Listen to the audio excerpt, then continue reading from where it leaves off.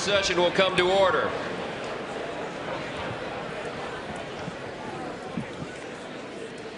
The chair appoints as members of the committee on the part of the House to escort the President of the United States into the chamber the following: the gentleman from Louisiana, Mr. Scalise; the gentleman from Minnesota, Mr. Emmer; the gentlewoman from Michigan, Mrs. McClain; the gentleman from North Carolina, Mr. Hudson; the gentleman from Pennsylvania, Mr. Reschenthaler; the gentleman from Utah, Mr. Moore; the gentlewoman from Indiana, Mrs. Houchin; the gentleman from Oklahoma, Mr. Hearn; the gentleman from New York, Mr. Jeffries; the gentlewoman from Massachusetts, Ms. Clark; the gentleman from California, Mr. Aguilar; the gentleman from California, Mr. Liu; the gentleman from Colorado, Mr. Neguse; the gentlewoman from Washington, Ms. Delbene; the gentlewoman from Michigan, Mrs. Dingell. The President of the Senate, at the direction of that body, appoints the following senators as members of the committee on the part of the Senate to escort the President of the United States into the House chamber: the Senator from South Dakota, Mr. Thune; the Senator from Wyoming, Mr. Barrasso; the Senator from Arkansas, Mr. Cotton; the Senator from Oklahoma, Mr. Lankford; the Senator from West Virginia, Mrs. Capito; the Senator from South Carolina, Mr. Scott; the Senator from New York, Mr. Schumer; the Senator from Illinois, Mr. Durbin; the Senator from Minnesota, Ms. Klobuchar; the Senator from New Jersey, Mr. Booker; the Senator from Wisconsin, Ms. Baldwin. The members of the escort committee will exit the chamber through the lobby doors.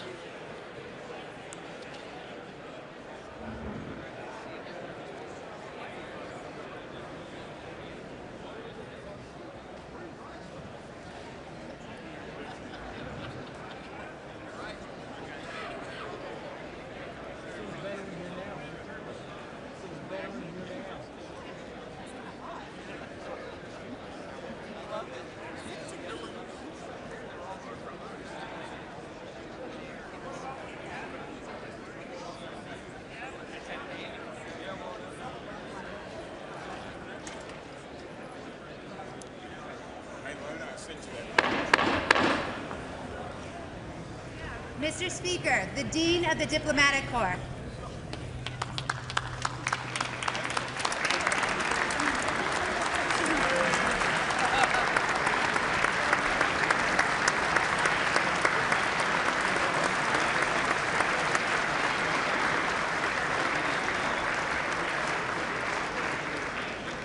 Mr. Speaker, Jonathan Jackson.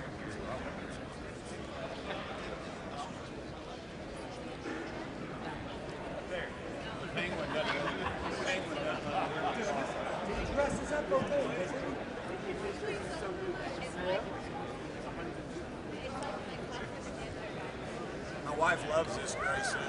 I hate it, but I wear it. She's seen me on TV. I'm a blazer, man.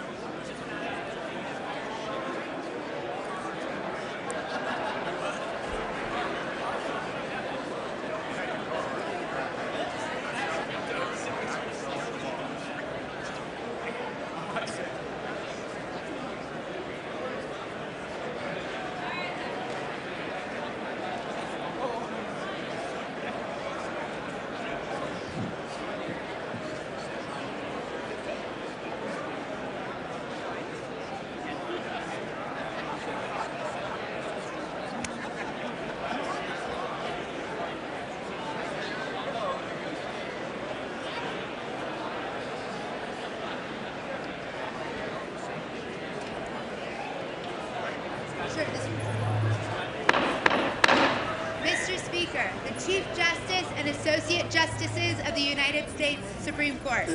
That's great.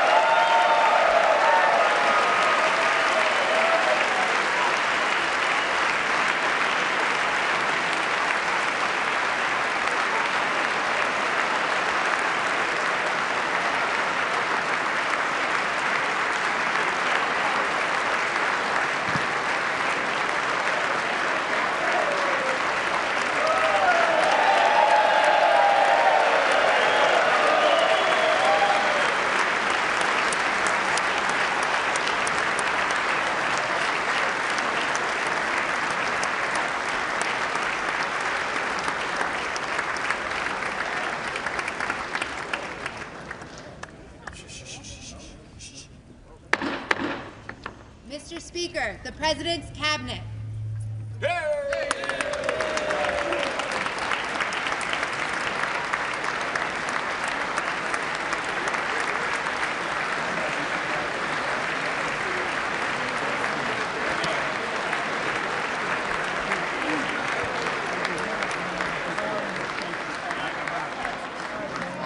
That's true. I should have done better. I should have done way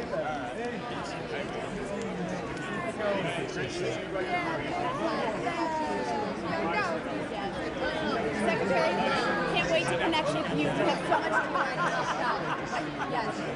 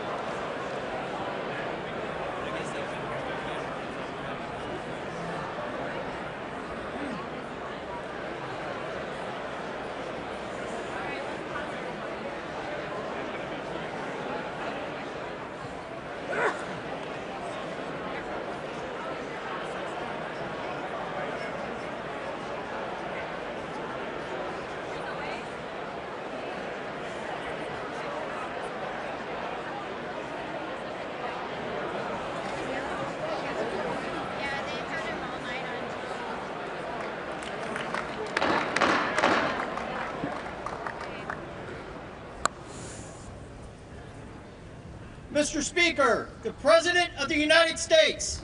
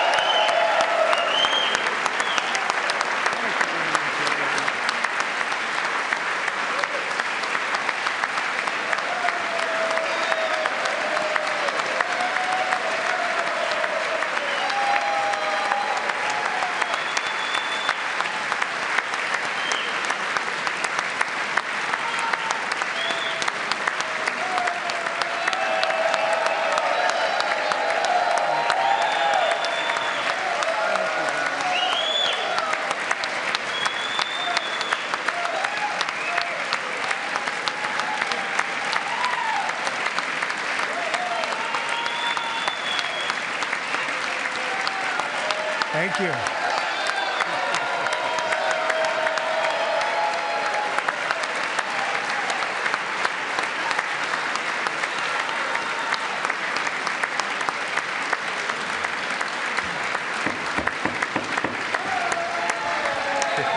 Thank you very much.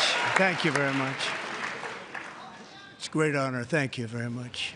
Speaker Johnson, Vice President Vance, the First Lady of the United States,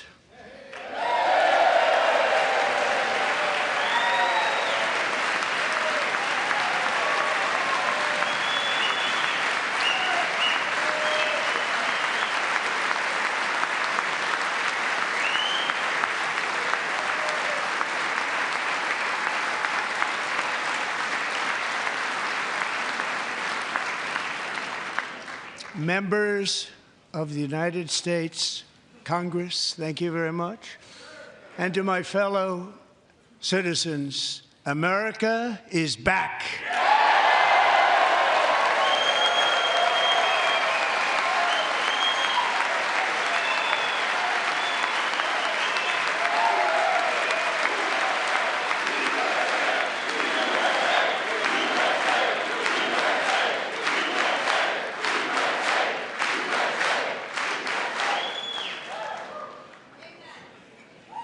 6 weeks ago, I stood beneath the dome of this Capitol and proclaimed the dawn of the golden age of America. From that moment on, it has been nothing but swift and unrelenting action to usher in the greatest and most successful era in the history of our country. We have accomplished more in 43 days than most administrations accomplished in 4 years or 8 years, and we are just getting started.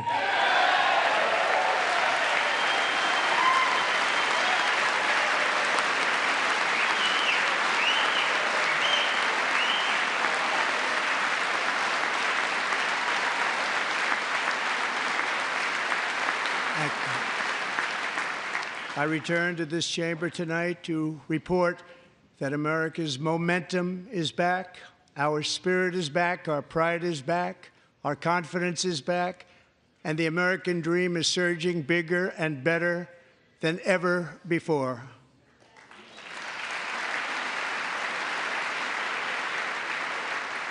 The American dream is unstoppable, and our country is on the verge of a comeback, the likes of which the world has never witnessed and perhaps will never witness again. There's never been anything like it.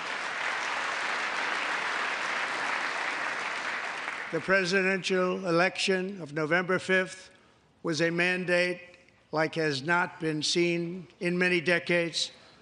We won all 7 swing states, giving us an electoral college victory of 312 votes.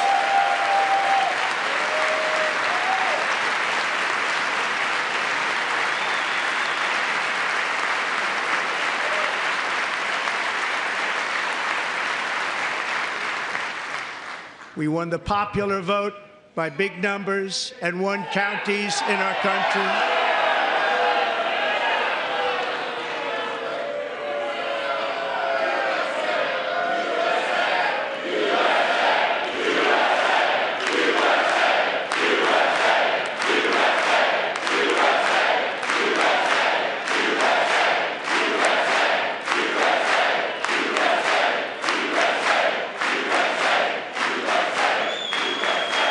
And won counties in our country, 2,700 to 525, on a map that reads almost completely red for Republican.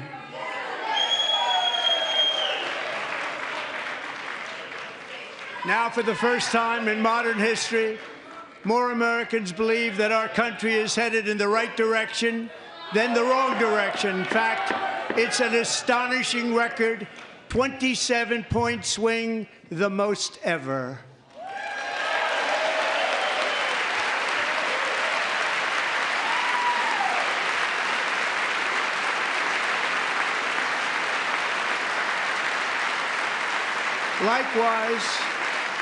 Small business optimism saw its single largest one-month gain ever recorded, a 41-point jump.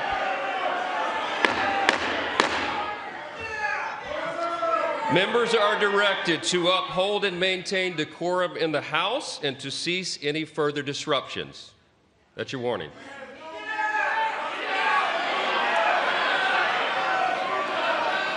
Members are engaging in willful and continuing breach of decorum, and the chair is prepared to direct the Sergeant-at-Arms to restore order to the joint session.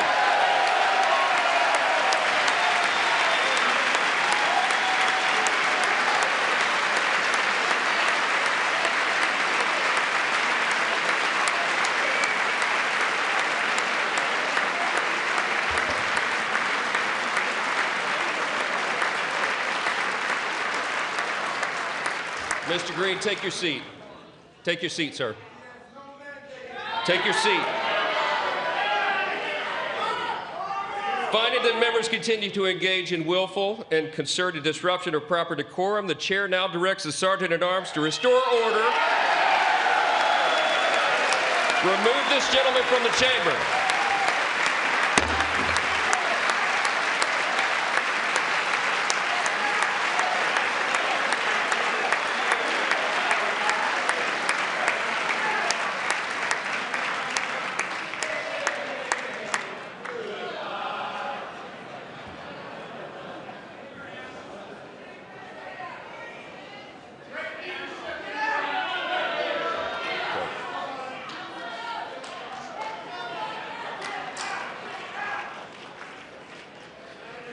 Members are directed to uphold and maintain decorum in the House. Mr. President, you continue. Thank you. Over the past 6 weeks, I have signed nearly 100 executive orders and taken more than 400 executive actions, a record to restore common sense, safety, optimism, and wealth all across our wonderful land. The people elected me to do the job, and I'm doing it.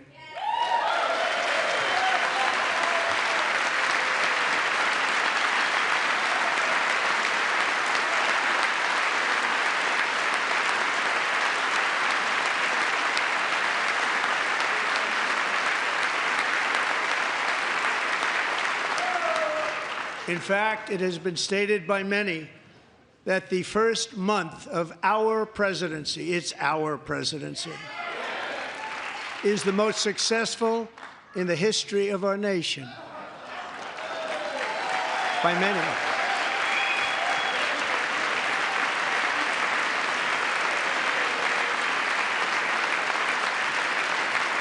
And what makes it even more impressive is that, do you know who number 2 is?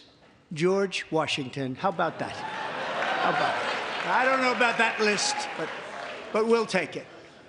Within hours of taking the oath of office, I declared a national emergency on our southern border, and I deployed the U.S. military and Border Patrol to repel the invasion of our country. And what a job they've done. As a result, illegal border crossings last month were by far the lowest ever recorded, ever.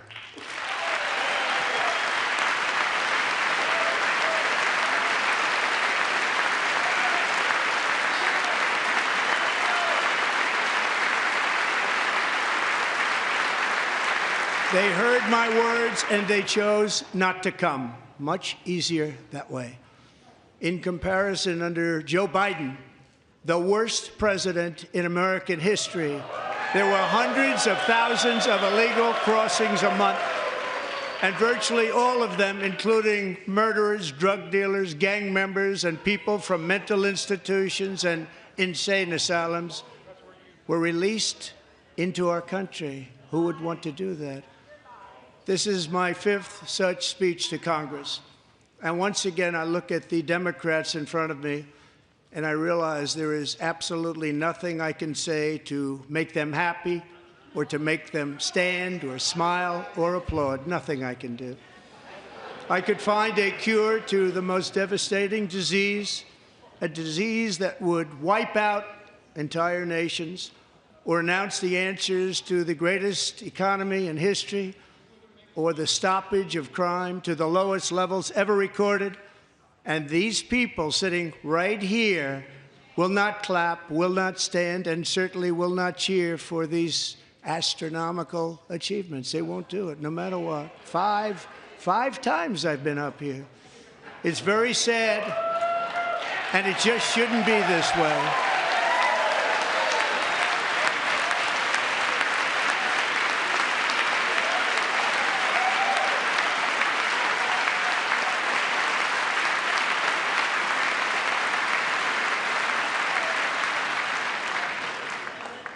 So Democrats sitting before me, for just this one night, why not join us in celebrating so many incredible wins for America?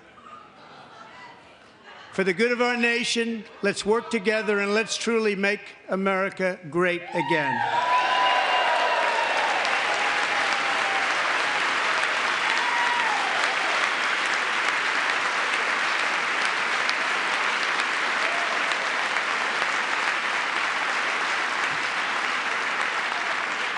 Every day, my administration is fighting to deliver the change America needs to bring a future that America deserves, and we're doing it.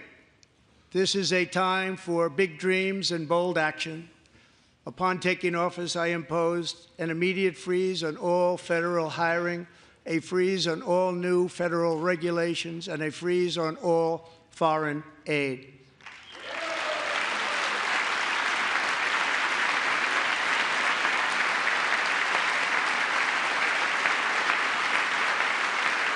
I terminated the ridiculous Green New Scam. I withdrew from the unfair Paris Climate Accord, which was costing us trillions of dollars that other countries were not paying. I withdrew from the corrupt World Health Organization.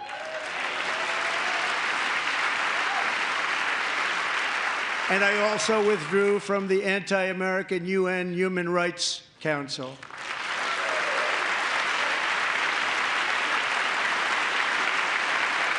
We ended all of Biden's environmental restrictions that were making our country far less safe and totally unaffordable. And importantly, we ended the last administration's insane electric vehicle mandate, saving our auto workers and companies from economic destruction.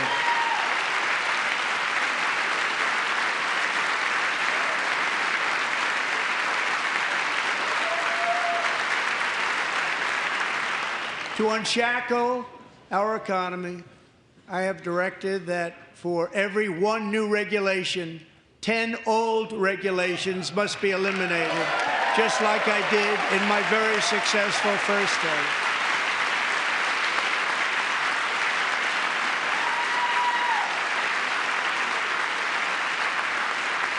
And in that first term, we set records on ending unnecessary rules and regulations like no other president had done before. We ordered all federal workers to return to the office. They will either show up for work in person or be removed from their job.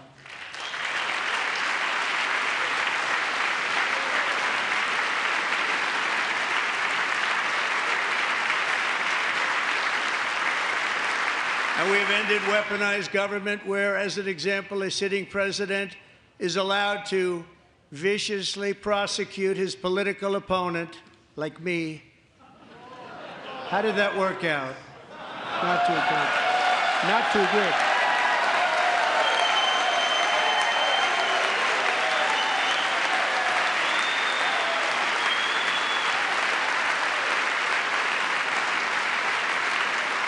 And I have stopped all government censorship and brought back free speech in America. It's back.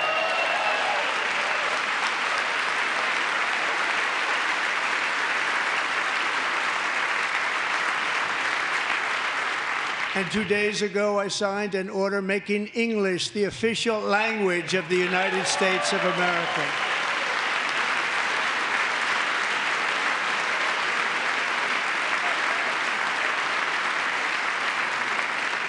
I renamed the Gulf of Mexico the Gulf of America.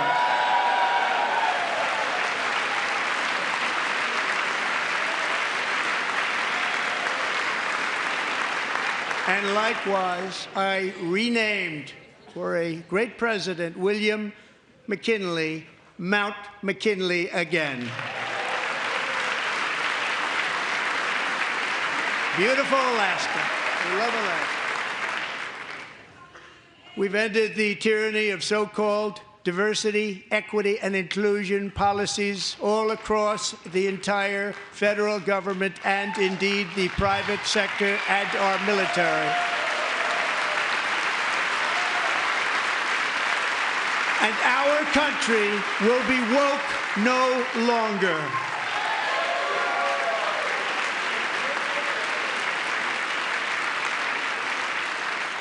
We believe that whether you are a doctor, an accountant, a lawyer, or an air traffic controller, you should be hired and promoted based on skill and competence, not race or gender. Very important.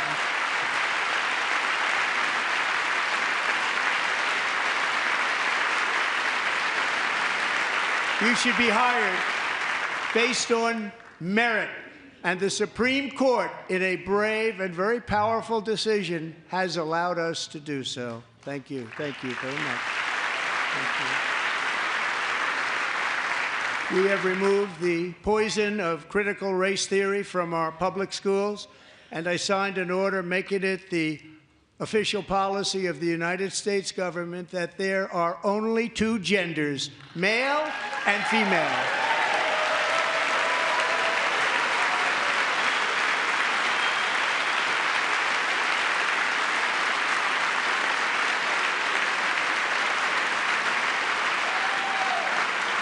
I also signed an executive order to ban men from playing in women's sports.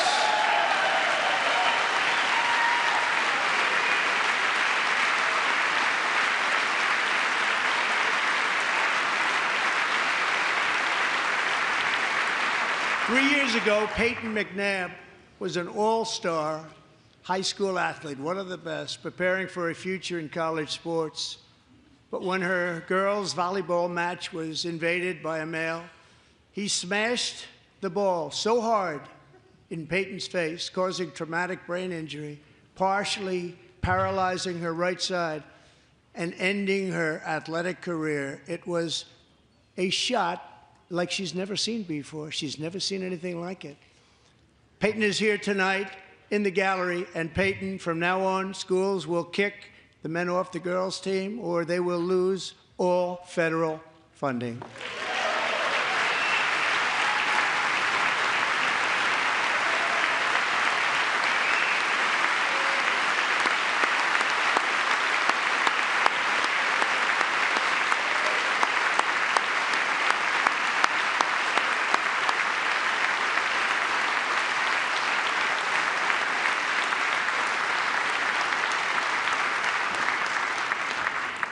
And if you really want to see numbers, just take a look at what happened in the women's boxing, weightlifting, track and field, swimming, or cycling, where a male recently finished a long-distance race 5 hours and 14 minutes ahead of a woman for a new record by 5 hours.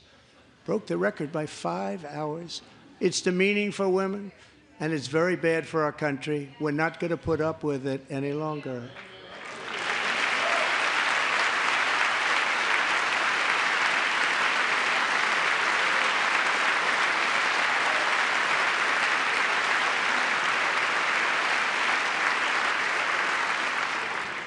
What I have just described is only a small fraction of the common sense revolution that is now, because of us, sweeping the entire world. Common sense has become a common theme, and we will never go back. Never. Never going to let that happen. Among my very highest priorities is to rescue our economy and get dramatic and immediate relief to working families. As you know, we inherited from the last administration an economic catastrophe and an inflation nightmare. Their policies drove up energy prices, pushed up grocery costs, and drove the necessities of life out of reach for millions and millions of Americans. They've never had anything like it. We suffered the worst inflation in 48 years, but perhaps even in the history of our country. They're not sure. As president, I'm fighting every day to reverse this damage and make America affordable again.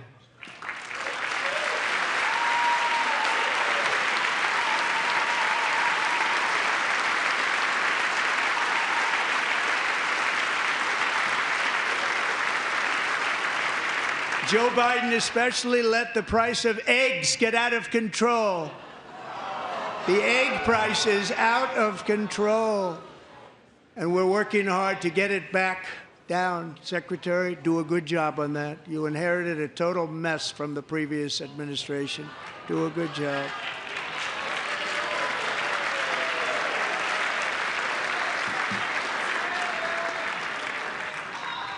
A major focus of our fight to defeat inflation is rapidly reducing the cost of energy.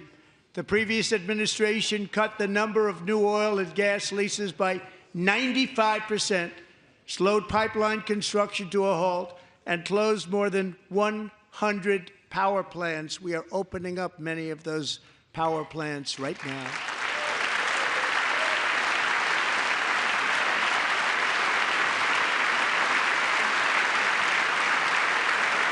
And frankly, we have never seen anything like it. That's why on my first day in office, I declared a national energy emergency. As you've heard me say many times, we have more liquid gold under our feet than any nation on earth, and by far. And now I fully authorize the most talented team ever assembled to go and get it. It's called Drill, Baby, Drill.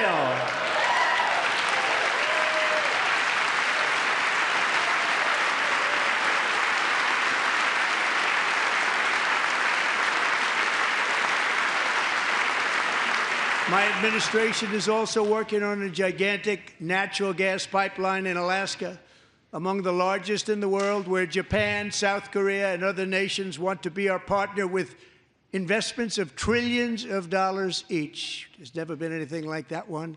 It will be truly spectacular. It's all set to go. The permitting is gotten.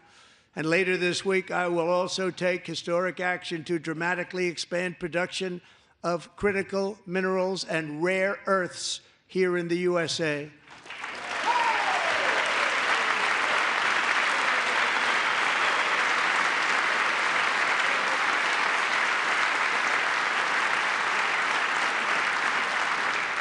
To further combat inflation, we will not only be reducing the cost of energy, but will be ending the flagrant waste of taxpayer dollars.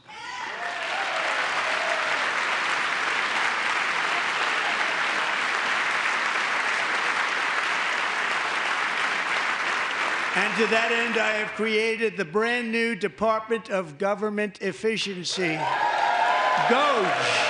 Perhaps you've heard of it. Perhaps.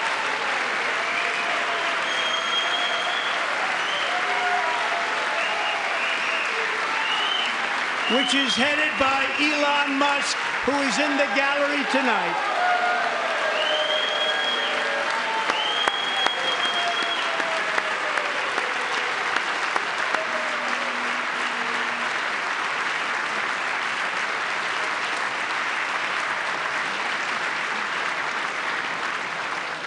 Thank you, Elon. He's working very hard. He didn't need this. He didn't need this. Thank you very much. We appreciate it. Everybody here, even this side, appreciates it, I believe. They just don't want to admit that. Just listen to some of the appalling waste we have already identified. $22 billion from HHS to provide free housing and cars for illegal aliens. $45 million for diversity, equity, and inclusion scholarships in Burma, $40 million to improve the social and economic inclusion of sedentary migrants. Nobody knows what that is. $8 million to promote LGBTQI+ in the African nation of Lesotho, which nobody has ever heard of. $60 million for indigenous peoples and Afro-Colombian empowerment in Central America. $60 million. $8 million for making mice transgender. This is real. $32 million for a left-wing propaganda operation in Moldova.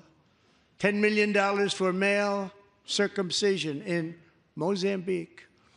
$20 million for the Arab Sesame Street in the Middle East. It's a program. $20 million for a program. $1.9 billion to recently created Decarbonization of Homes Committee, headed up, and we know she's involved. Just at the last moment, the money was passed over by a woman named Stacey Abrams. Have you ever heard of her? A $3.5 million consulting contract for lavish fish monitoring. $1.5 million for voter confidence in Liberia. $14 million for social cohesion in Mali. $59 million for illegal alien hotel rooms in New York City. He's a real estate developer. He's done very well. $250,000 to increase vegan local climate action innovation in Zambia. $42 million for social and behavior change in Uganda. $14 million for improving public procurement in Serbia. $47 million for improving learning outcomes in Asia. Asia's doing very well with learning. We know what we're doing. We should use it ourselves. And $101 million for DEI contracts at the Department of Education, the most ever paid, nothing even like it. Under the Trump administration, all of these scams, and they're far worse, but I didn't think it was appropriate to talk about them. They're so bad. Many more have been found out and exposed and swiftly terminated by a group of very intelligent, mostly young people, headed up by Elon, and we appreciate it. We found hundreds of billions of dollars of fraud.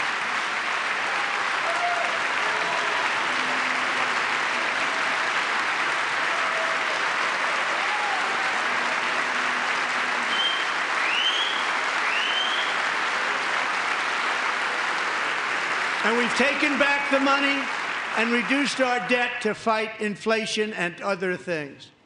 Taken back a lot of that money. We got it just in time. This is just the beginning. The Government Accountability Office, a federal government office, has estimated annual fraud of over $500 billion in our nation, and we are working very hard to stop it. We're going to.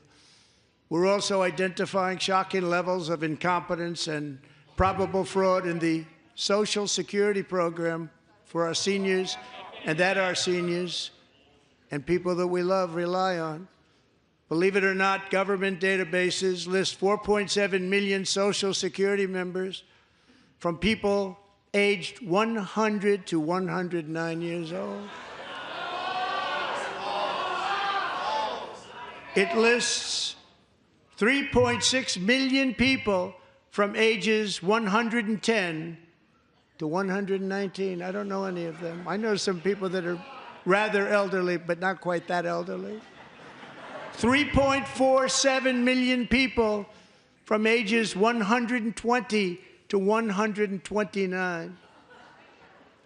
3.9 million people from ages 130 to 139. 3.5 million people from ages 140 to 149. And money is being paid to many of them, and we're searching right now. In fact, Pam, good luck. Good luck. You're going to find it. But a lot of money is paid out to people because it just keeps getting paid, and nobody does, and it really hurts Social Security and hurts our country. 1.3 million people from ages 150 to 159, and over 130,000 people, according to the Social Security databases, are age over 160 years old. We have a healthier country than I thought, Bobby.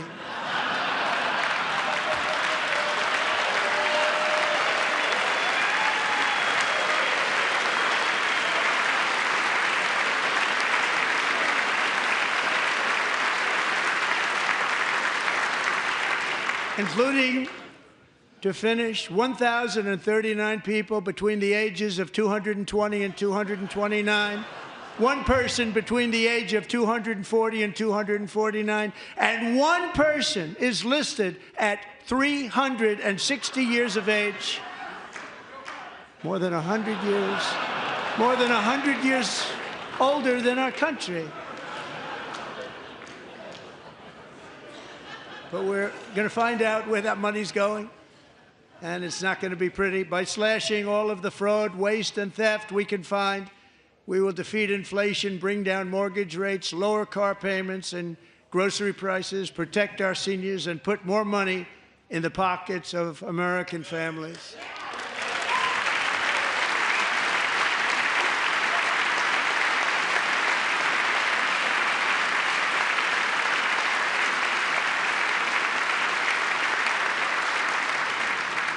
And today, interest rates took a beautiful drop, big, beautiful drop. It's about time. And in the near future, I want to do what has not been done in 24 years, balance the federal budget. We're going to balance it.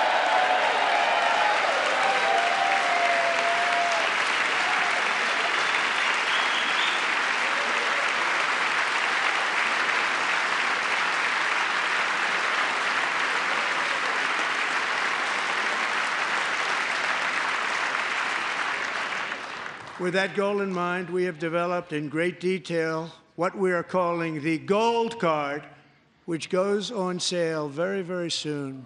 For $5 million, we will allow the most successful job-creating people from all over the world to buy a path to U.S. citizenship. It's like the green card, but better and more sophisticated. And these people will have to pay tax in our country. They won't have to pay tax from where they came. The money that they've made, you wouldn't want to do that, but they have to pay tax, create jobs. They'll also be taking people out of colleges and paying for them so that we can keep them in our country instead of having them being forced out. Number one, at the top school, as an example, being forced out and not being allowed to stay and create tremendous numbers of jobs and great success for a company out there. So while we take out the criminals, killers, traffickers, and child predators who are allowed to enter our country under the open border policy of these people, the Democrats, the Biden administration, the open border insane policies that you've allowed to destroy our country, we will now bring in brilliant, hardworking, job-creating people. They're going to pay a lot of money, and we're going to reduce our debt with that money.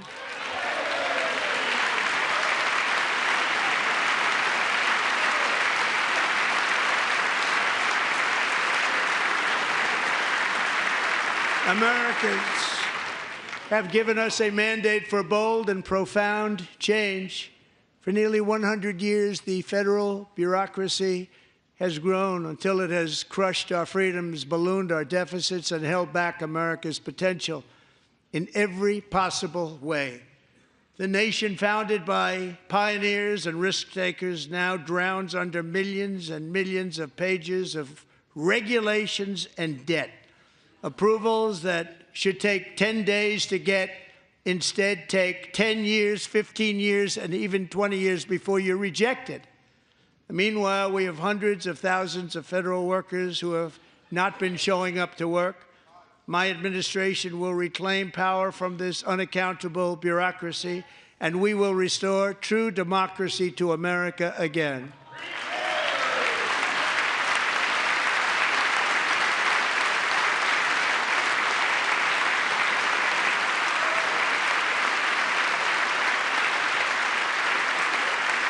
and any federal bureaucrat who resists this change will be removed from office immediately.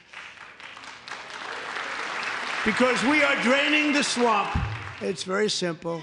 And the days of rule by unelected bureaucrats are over.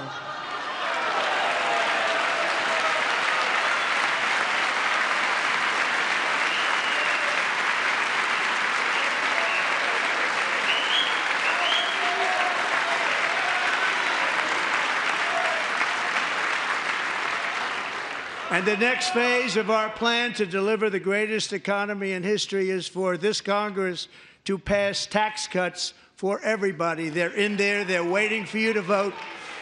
And I'm sure that the people on my right, I don't mean the Republican right, but my right here, I'm sure you're going to vote for those tax cuts, because otherwise I don't believe the people will ever vote you into office. So I'm doing you a big favor by telling you that.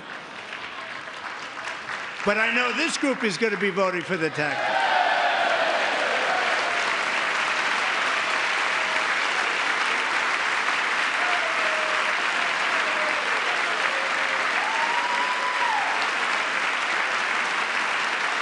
Thank you. It's a very, very big part of our plan. We had tremendous success in our first term with it. A very big part of our plan. We're seeking permanent income tax cuts all across the board. And to get urgently needed relief to Americans hit especially hard by inflation, I'm calling for no tax on tips, no tax on overtime, and no tax on Social Security benefits for our great seniors.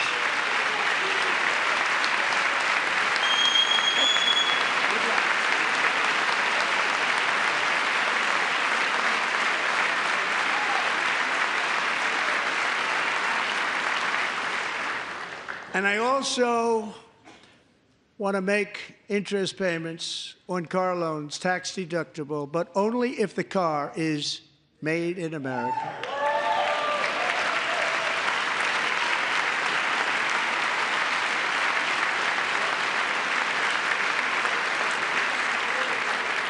And by the way, we're going to have growth in the auto industry like nobody's ever seen. Plants are opening up all over the place. Deals are being made. Never seen. That's a combination of the election win and tariffs. It's a beautiful word, isn't it? That, along with our other policies, will allow our auto industry to absolutely boom. It's going to boom. Spoke to the majors today, all three, the top people, and they're so excited. In fact, already numerous car companies have announced that they will be building massive automobile plants in America, with Honda just announcing a new plant in Indiana, one of the largest anywhere in the world.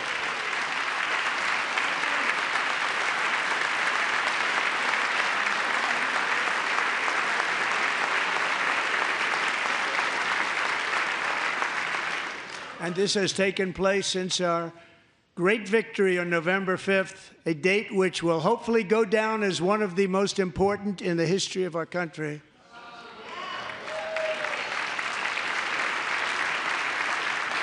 In addition, as part of our tax cuts, we want to cut taxes on domestic production and all manufacturing.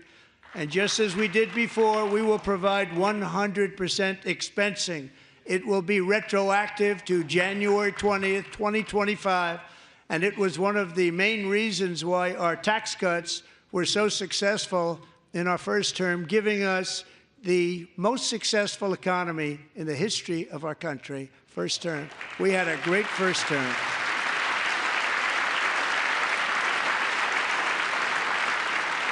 If you don't make your product in America, however, under the Trump administration, you will pay a tariff, and in some cases, a rather large one. Other countries have used tariffs against us for decades, and now it's our turn to start using them against those other countries. On average, the European Union, China, Brazil, India, Mexico, and Canada, have you heard of them? And countless other nations charge us tremendously higher tariffs than we charge them. It's very unfair. India charges us auto tariffs higher than 100%.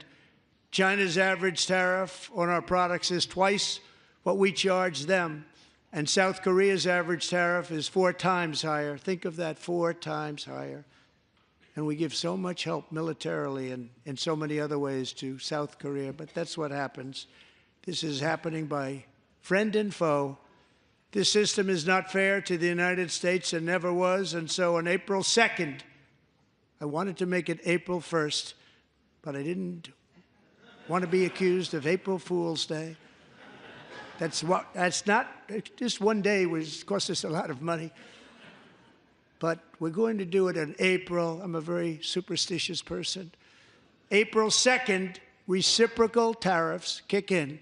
And whatever they tariff us, other countries, we will tariff them. That's reciprocal, back and forth. Whatever they tax us, we will tax them. If they do non-monetary tariffs to keep us out of their market, then we will do non-monetary barriers to keep them out of our market. There's a lot of that, too. They don't even allow us in their market. We will take in trillions and trillions of dollars and create jobs like we have never seen before. I did it with China, and I did it with others, and the Biden administration couldn't do anything about it because there was so much money they couldn't do anything about it. We have been ripped off for decades by nearly every country on earth, and we will not let that happen any longer.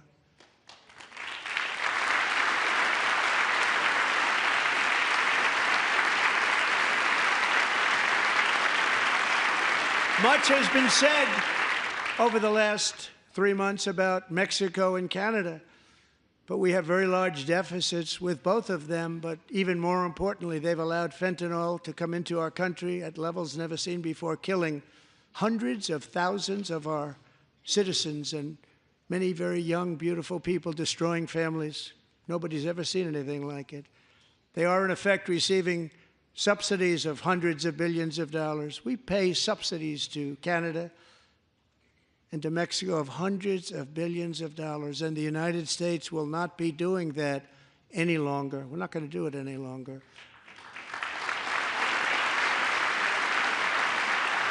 Thanks to our America First policies we're putting into place, we have had $1.7 trillion of new investment in America in just the past few weeks. The combination of the election and our economic policies that people of SoftBank, one of the most brilliant anywhere in the world, announced a $200 billion investment. OpenAI and Oracle, Larry Ellison, announced $500 billion investment, which they wouldn't have done if Kamala had won. Apple announced $500 billion investment. Tim Cook called me. He said, I cannot spend it fast enough. It's going to be much higher than that, I believe. They'll be building their plants here instead of in China. And just yesterday, Taiwan Semiconductor, the biggest in the world, most powerful in the world, has a tremendous amount, 97% of the market, announced a $165 billion investment to build the most powerful chips on earth right here in the USA.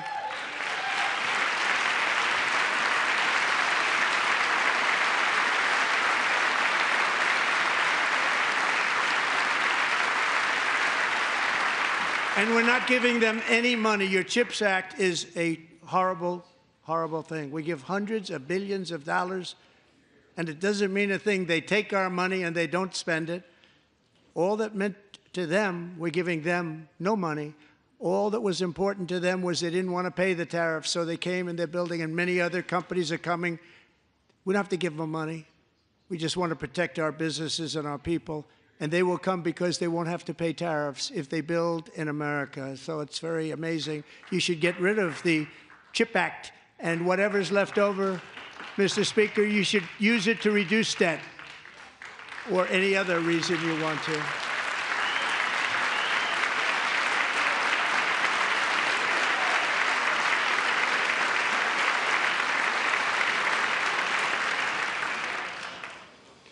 Our new trade policy will also be great for the American farmer. I love the farmer,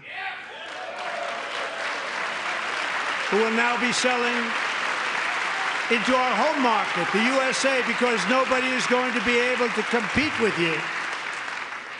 because there's goods that come in from other countries and companies.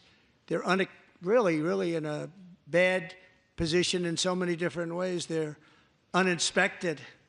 They may be very dirty and disgusting, and they come in and they pour in, and they hurt our American farmers. The tariffs will go on agricultural product coming into America, and our farmers, starting on April 2nd, it may be a little bit of an adjustment period.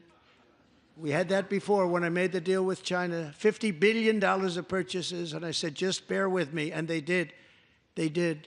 Probably have to bear with me again, and this will be even better. That was great. The problem with it was that Biden didn't enforce it. He didn't enforce it. $50 billion of purchases, and we were doing great, but Biden did not enforce it, and it hurt our farmers. But our farmers are going to have a field day right now. So to our farmers, have a lot of fun. I love you too. I love you too. It's all going to happen.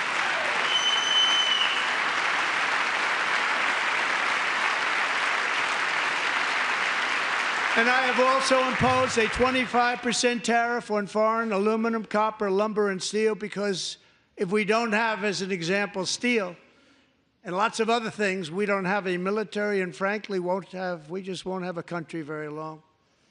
Here today is a proud American steelworker, fantastic person from Decatur, Alabama, Jeff Denard. Has been working at the same steel plant for 27 years in a job that has allowed him to serve as the captain of his local volunteer fire department, raise 7 children with his beautiful wife, Nicole, and over the years provide a loving home for more than 40 foster children. So great, Jeff.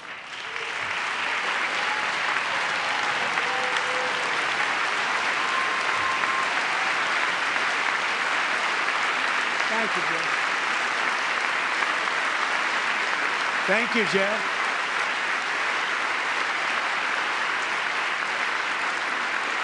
Stories like Jeff's remind us that tariffs are not just about protecting American jobs. They're about protecting the soul of our country. Tariffs are about making America rich again and making America great again, and it's happening, and it will happen rather quickly. There'll be a little disturbance, but we're okay with that. It won't be much. No, you're not. Oh.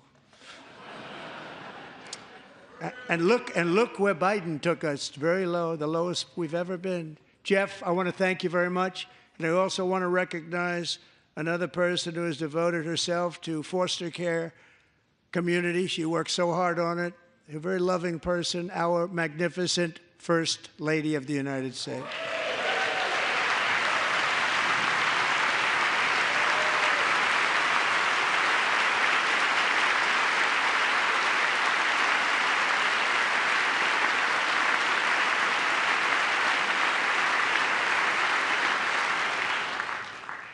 Melania's work has yielded incredible results, helping prepare our nation's future leaders as they enter the workforce. Our First Lady is joined by 2 impressive young women, very impressive. Haley Ferguson, who benefited from the First Lady's Fostering the Future initiative and is poised to complete her education and become a teacher. And Elliston Berry, who became a victim of an illicit deepfake image produced by a peer. With Elliston's help, the Senate just passed the Take It Down Act, and this is so important. Thank you very much, John. John Thune, thank you. Stand up, John. Thank you, John.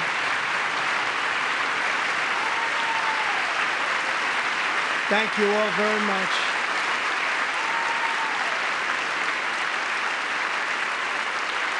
Thank you. And thank you to John Thune and the Senate. Great job. To criminalize the publication of such images online is a terrible, terrible thing. And once it passes the House, I look forward to signing that bill into law. Thank you. And I'm going to use that bill for myself, too, if you don't mind.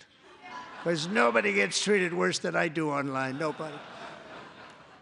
That's great. Thank you very much to the Senate. Thank you.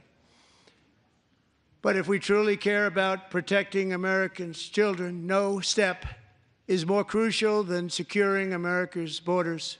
Over the past 4 years, 21 million people poured into the United States. Many of them were murderers, human traffickers, gang members, and other criminals from the streets of dangerous cities all throughout the world.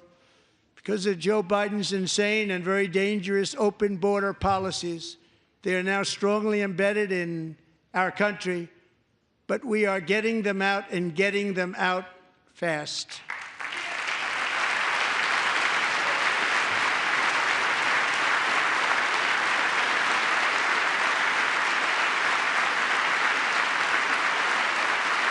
And I want to thank Tom Homan and Christy. I want to thank you and Paul of Border Patrol.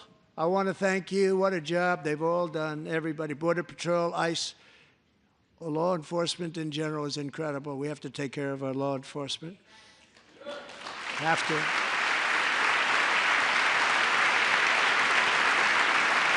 Last year,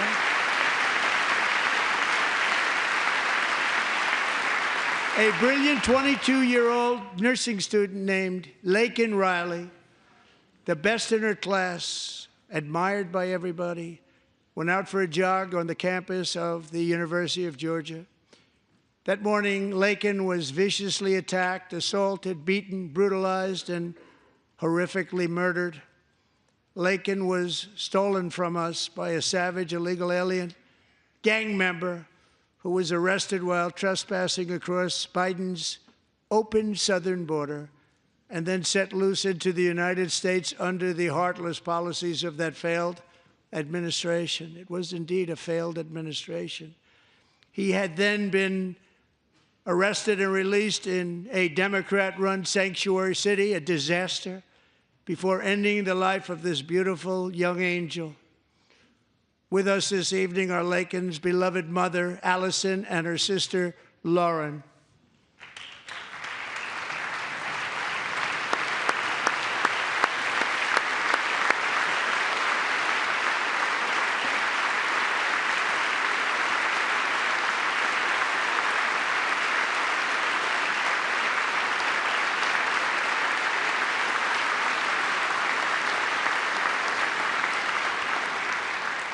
Last year, I told Laken's grieving parents that we would ensure their daughter would not have died in vain. That's why the very first bill I signed into law as your 47th president mandates the detention of all dangerous criminal aliens who threaten public safety. It's a very strong, powerful act.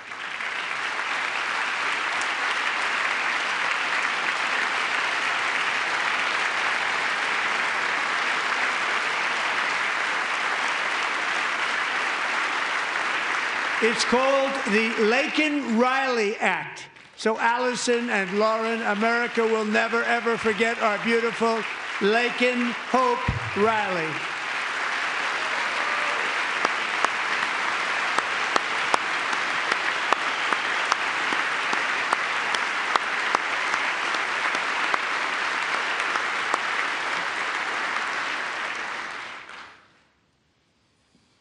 Thank you very much. Since taking office, my administration has launched the most sweeping border and immigration crackdown in American history, and we quickly achieved the lowest numbers of illegal border crossers ever recorded. Thank you.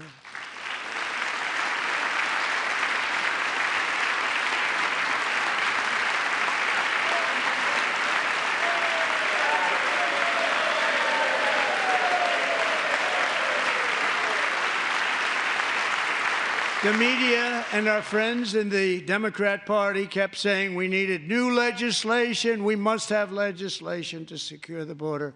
But it turned out that all we really needed was a new president.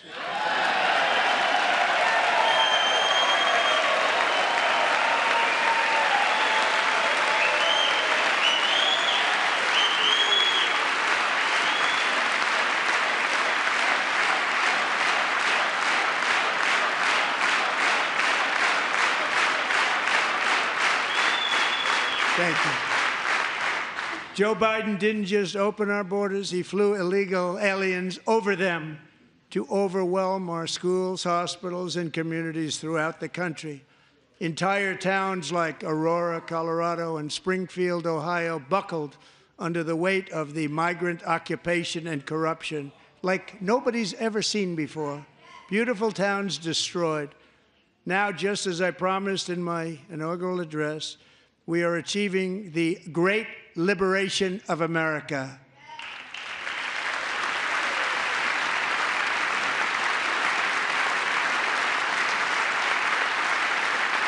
But there still is much work to be done. Here tonight is a woman I have gotten to know, Alexis Nungari from Houston. Wonderful woman. Last June, Alexis's 12-year-old daughter, her precious Jocelyn, walked to a nearby convenience store. She was kidnapped, tied up, assaulted for 2 hours under a bridge, and horrifically murdered. Arrested and charged with this heinous crime are 2 illegal alien monsters from Venezuela, released into America by the last administration through their ridiculous open border. The death of this beautiful 12-year-old girl and the agony of her mother and family touched our entire nation greatly. Alexis, I promised that we would always remember your daughter, your magnificent daughter, and earlier tonight, I signed an order keeping my word to you. One thing I have learned about Jocelyn is that she loved animals so much. She loved nature. Across Galveston Bay, from where Jocelyn lived in Houston, you will find a magnificent national wildlife refuge, a pristine, peaceful, 34,000-acre sanctuary for all of God's creatures on the edge of the Gulf of America. Alexis, moments ago, I formally renamed that refuge in loving memory of your beautiful daughter, Jocelyn. So, Mr. Vice President, if you would, may I have the order?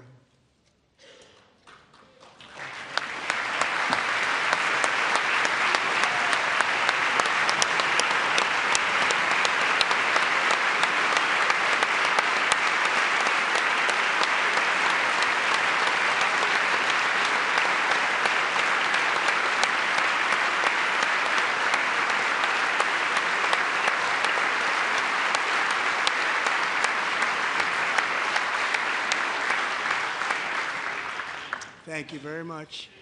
All 3 savages charged with Jocelyn and Lakin's murders were members of the Venezuelan prison gang, the toughest gang, they say, in the world, known as Tren de Aragua. 2 weeks ago, I officially designated this gang, along with MS-13 and the bloodthirsty Mexican drug cartels, as foreign terrorist organizations.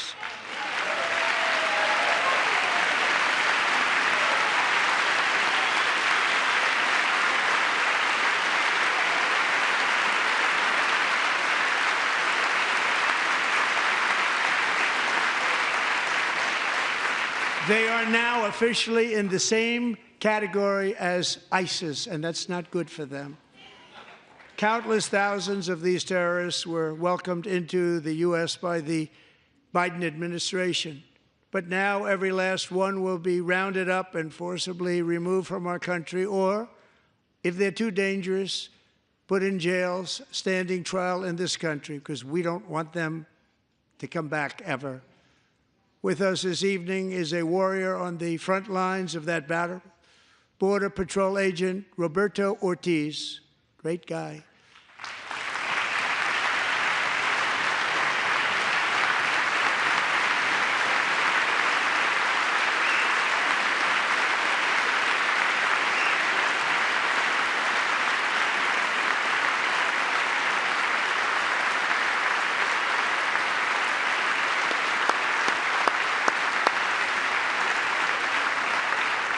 In January, Roberto and another agent were patrolling by the Rio Grande near an area known as Cartel Island. Doesn't sound too nice to me.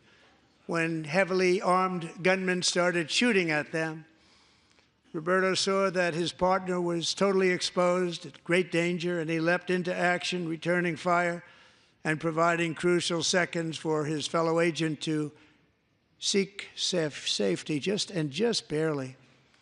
I have some of the prints of that event, and it was not good. Agent Ortiz, we salute you for your great courage and for your line of fire that you took and for the bravery that you showed. We honor you, and we will always honor you. Thank you, Roberto, very much.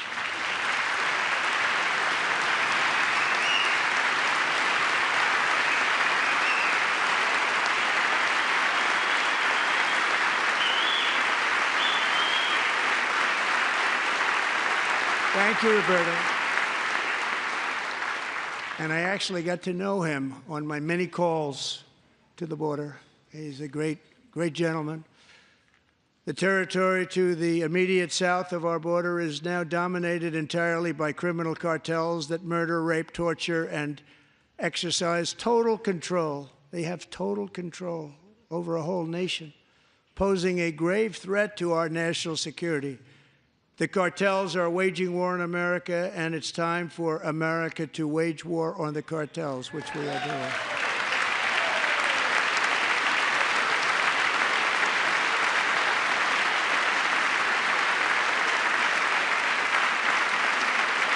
Five nights ago, Mexican authorities, because of our tariff policies being imposed on them, think of this, handed over to us 29 of the biggest cartel leaders in their country. That has never happened before. They want to make us happy.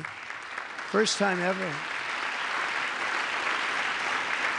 But we need Mexico and Canada to do much more than they've done, and they have to stop the fentanyl and drugs pouring into the USA. They're going to stop it.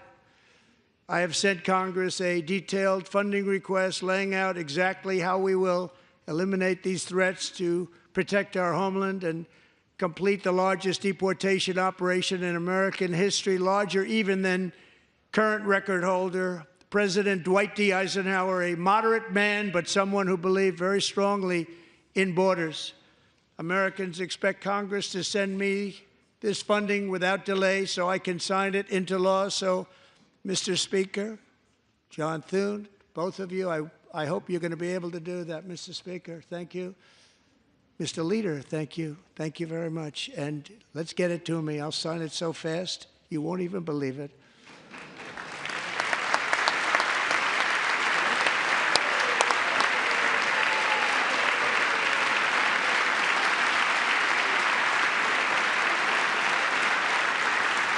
And as we reclaim our sovereignty, we must also bring back law and order to our cities and towns.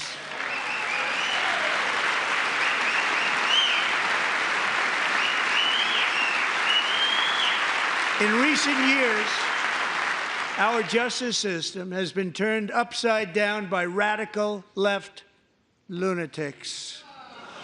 Many jurisdictions virtually ceased enforcing the law against dangerous repeat offenders while weaponizing law enforcement against political opponents like me.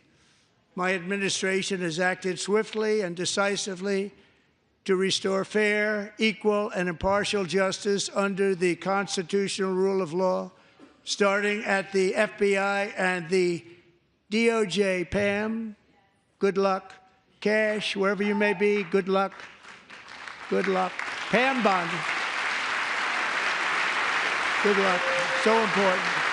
Going to do a great job. Cash, thank you. Thank you, Cash.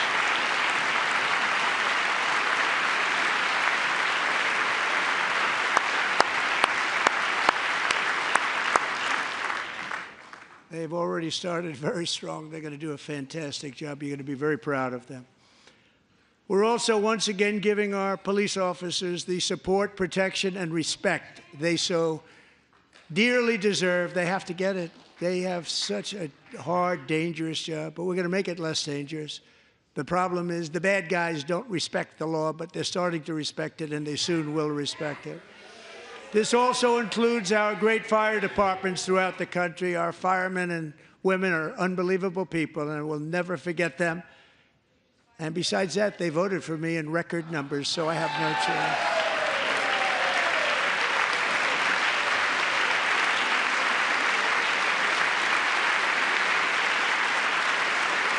1 year ago this month, 31-year-old New York police officer Jonathan Diller, unbelievably wonderful person and a great officer, was gunned down at a traffic stop on Long Island. I went to his funeral. The vicious criminal charged with his murder had 21 prior arrests, and they were rough arrests, too. He was a real bad one. The thug in the seat next to him had 14 prior arrests and went by the name of Killer. He was Killer. He killed other people, they say, a lot of them.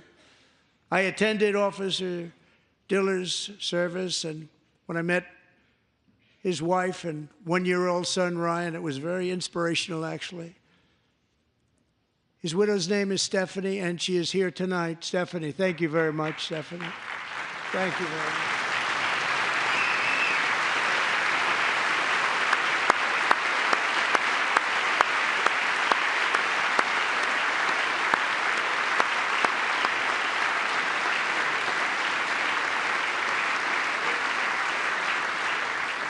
Stephanie, we're going to make sure that Ryan knows his dad was a true hero, New York's finest, and we're going to get these cold-blooded killers and repeat offenders off our streets, and we're going to do it fast. Got to stop it. They get out with 28 arrests. They push people into subway trains. They hit people over the head, back of the head with baseball bats. We got to get them out of here. I've already signed an executive order requiring a mandatory death penalty for anyone who murders a police officer, and tonight I'm asking Congress to pass that policy into permanent law.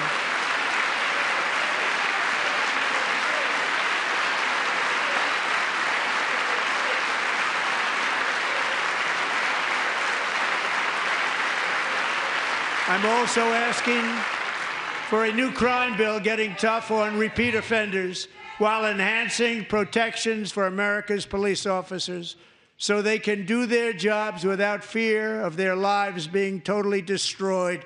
They don't want to be killed. We're not going to let them be killed. Joining us in the gallery tonight is a young man who truly loves our police. His name is DJ Daniel. He is 13 years old, and he has always dreamed of becoming a police officer.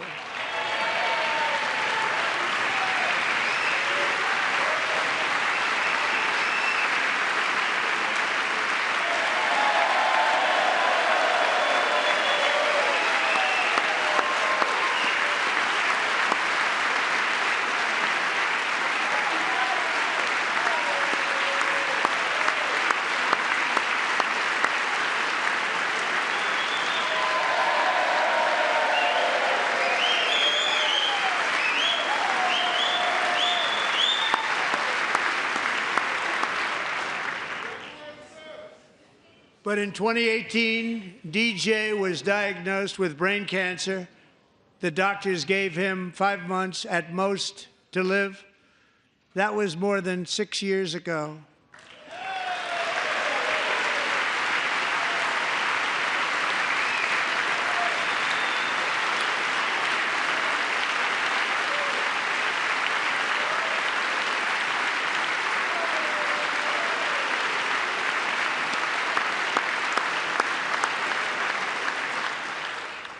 Since that time, DJ and his dad have been on a quest to make his dream come true, and DJ has been sworn in as an honorary law enforcement officer, actually a number of times. The police love him, the police departments love him. And tonight, DJ, we're going to do you the biggest honor of them all. I am asking our new Secret Service Director, Sean Curran, to officially make you an agent of the United States Secret Service.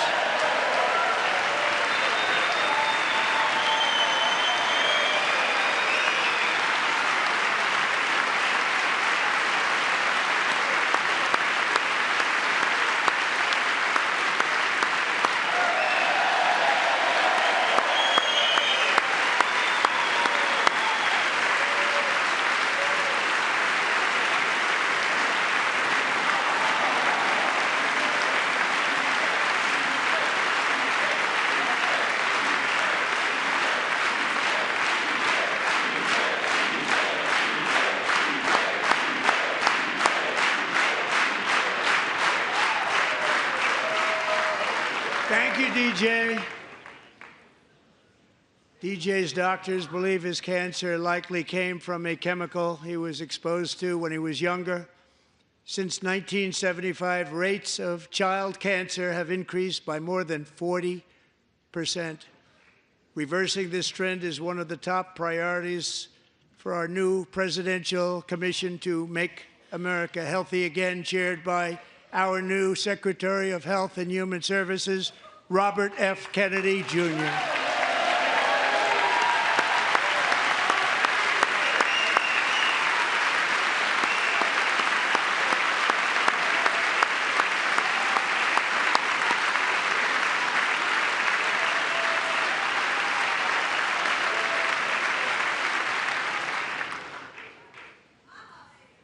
With the name Kennedy, you would have thought everybody over here would have been cheering. How quickly they forget. Our goal is to get toxins out of our environment, poisons out of our food supply, and keep our children healthy and strong. As an example, not long ago, and you can't even believe these numbers, 1 in 10,000 children had autism, 1 in 10,000. And now it's 1 in 36. There's something wrong, 1 in 36. Think of that. So we're going to find out what it is, and there's nobody better than Bobby and all of the people that are working with you. You have the best to figure out what is going on. Okay, Bobby, good luck. It's a very important job. Thank you. Good job.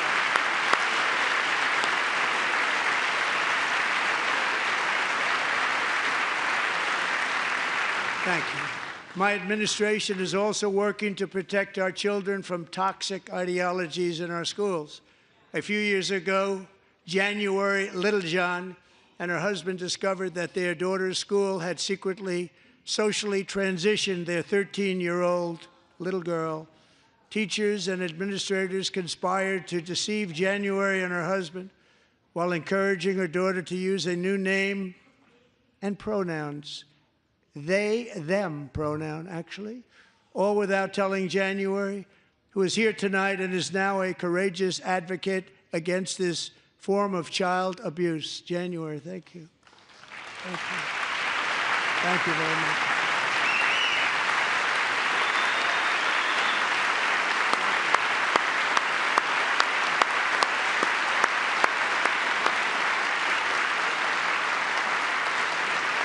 Thank you. Stories like this are why, shortly after taking office, I signed an executive order banning public schools from indoctrinating our children with transgender ideology.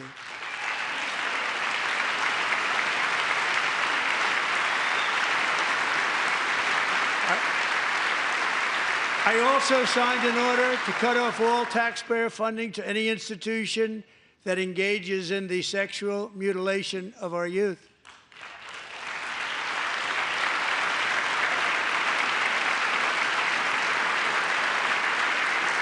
And now I want Congress to pass a bill permanently banning and criminalizing sex changes on children and forever ending the lie that any child is trapped in the wrong body.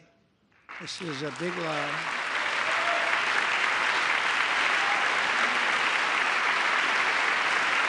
And our message to every child in America is that you are perfect exactly the way God made you.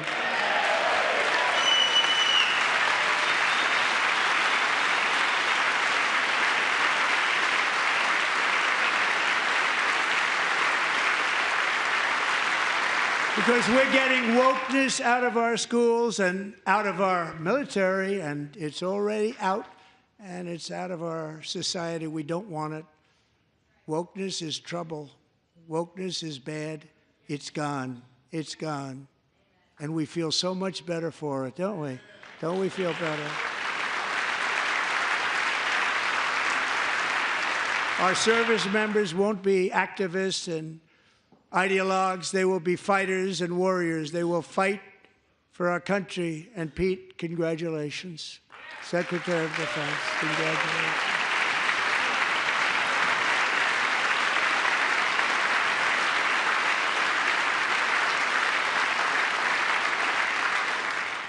And he's not big into the woke movement, I can tell you. I know him well. I am pleased to report that in January, the U.S. Army had its single best recruiting month in 15 years, and that all armed services are having among the best recruiting results ever in the history of our services. What a difference.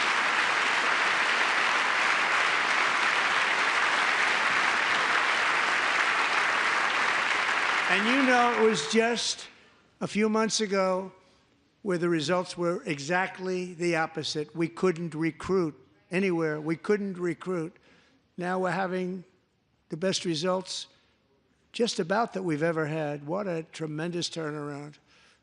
It's really a beautiful thing to see. People love our country again. It's very simple. They love our country, and they love being in our military again. So it's a great thing, and thank you very much. Great job. Thank you.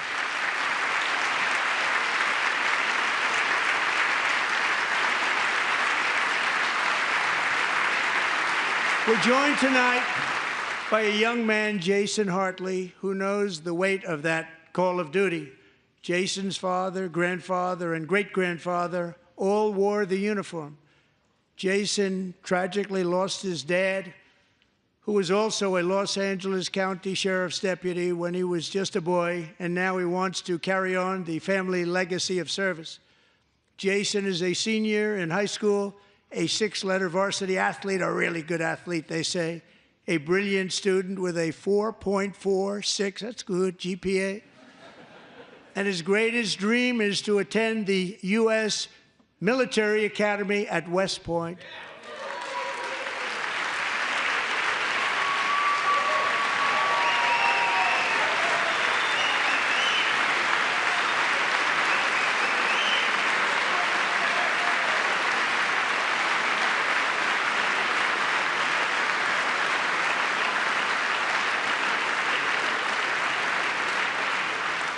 And Jason, that's a very big deal getting in. That's a hard one to get into. But I'm pleased to inform you that your application has been accepted. You will soon be joining the Corps of Cadets.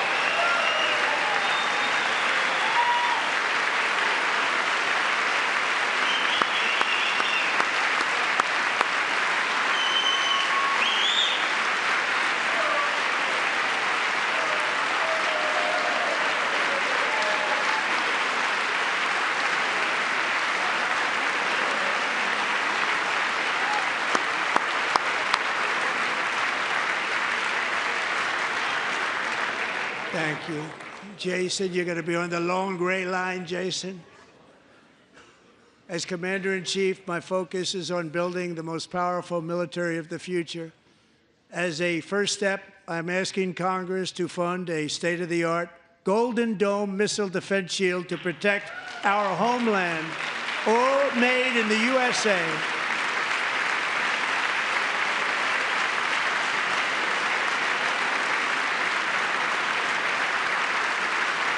And Ronald Reagan wanted to do it long ago, but the technology just wasn't there, not even close. But now we have the technology. It's incredible, actually. And other places, they have it. Israel has it. Other places have it. And the United States should have it too, right, Tim, right?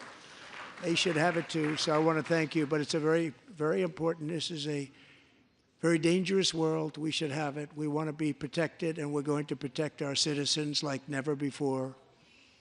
To boost our defense industrial base, we are also going to resurrect the American shipbuilding industry, including commercial shipbuilding and military shipbuilding.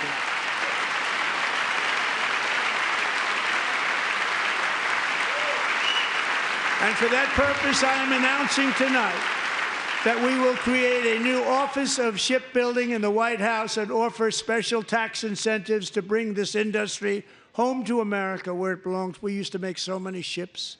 We don't make them anymore very much, but we're going to make them very fast, very soon. It will have a huge impact. To further enhance our national security, my administration will be reclaiming the Panama Canal, and we've already started doing it.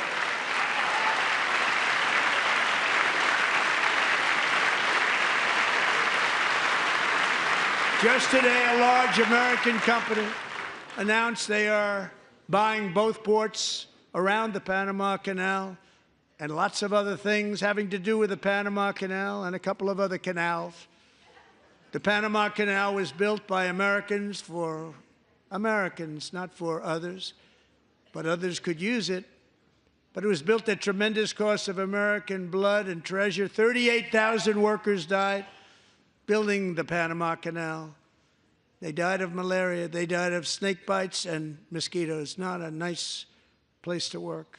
They paid them very highly to go there, knowing there was a 25% chance that they would die. The most expensive project also that was ever built in our country's history, if you bring it up to modern day costs. It was given away by the Carter administration for $1, but that agreement has been violated very severely. We didn't give it to China. We gave it to Panama, and we're taking it back.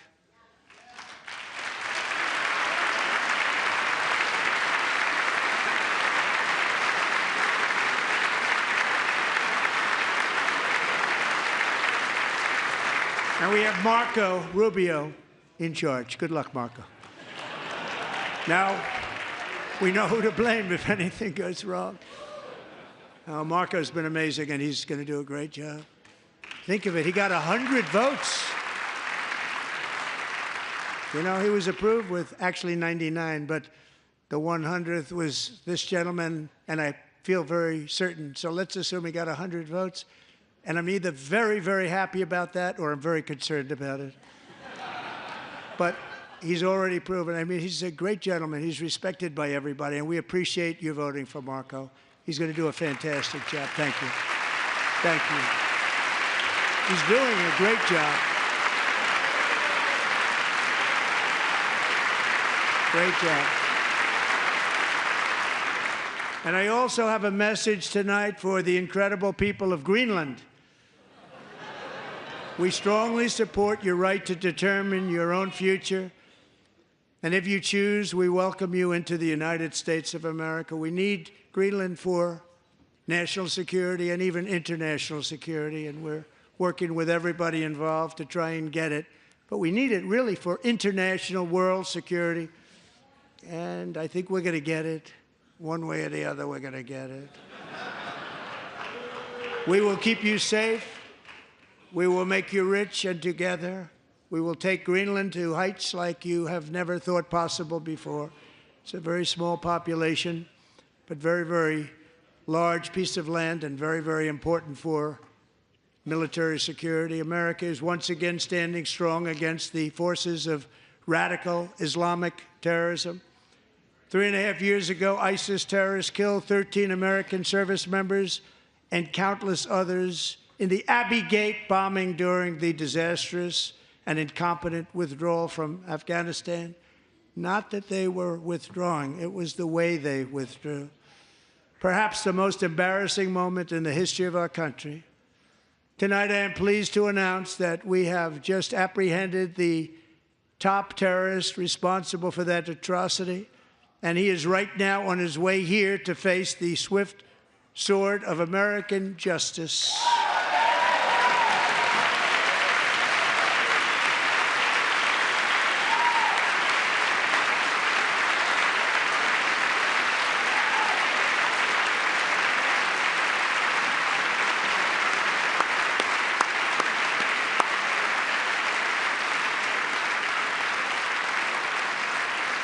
And I want to thank especially the government of Pakistan for helping arrest this monster. This was a very momentous day for those 13 families who I actually got to know very well, most of them, whose children were murdered, and the many people that were so badly, over 42 people, so badly injured on that fateful day in Afghanistan. What a horrible day. Such incompetence was shown that when Putin saw what happened, I guess he said, wow, maybe this is my chance. That's how bad it was. Should have never happened. Grossly incompetent people. I spoke to many of the parents and loved ones, and they're all in our hearts tonight. Just spoke to them on the phone. We had a big call.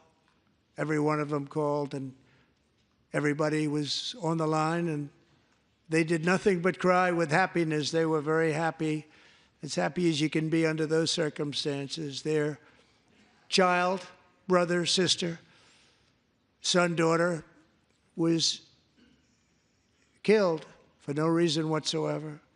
In the Middle East, we're bringing back our hostages from Gaza. In my first term, we achieved one of the most groundbreaking peace agreements in generations, the Abraham Accords.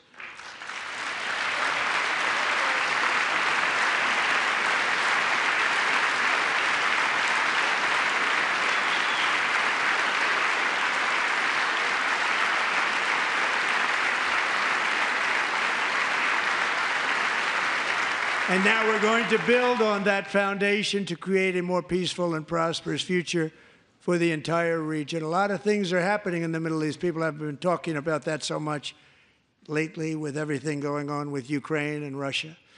But a lot of things are happening in the Middle East. It's a rough neighborhood, actually.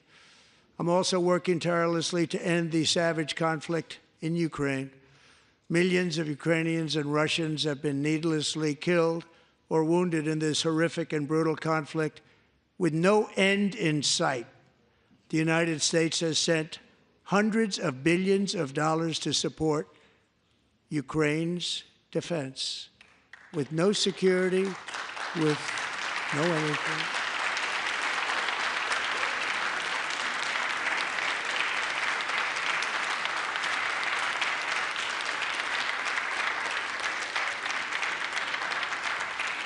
Do you want to keep it going for another 5 years? Yeah, you would say Pocahontas says yes.